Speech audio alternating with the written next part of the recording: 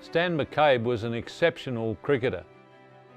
Stan McCabe is one of those players whose careers would have been even more astonishing had it not been interrupted by the Second World War. He was only 28 when he played the last of his Test matches in 1938. He played 3 Test match innings, which 90 years on, they're still talked about in glowing terms. The first one, and the one that really brought his name to the fore, was his 187 against the bodyline bowling of Larwood, Vose and Gubby Allen, played at the Sydney Cricket Ground. He tore the English bowling apart. They bowled short to him, he hooked. They had men out on the fence, he hooked. They kept bowling short, he kept hooking. It was one of those situations where nobody else knew what to do, so he attacked.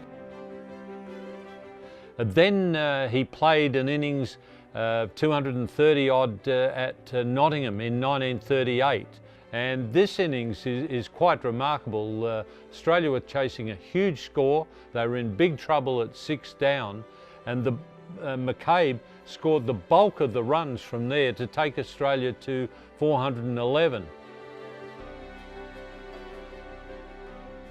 That is an innings that Carter says was one of the greatest ever played. Bradman waited for him when he came off the ground and said, "Stan, I just wish I could play an innings like that." Probably the most remarkable performance was his 180 odd not out at the Wanderers in Johannesburg in 1935-36. Australia were chasing a very distant target and it seemed well out of range, but not to Stan McCabe.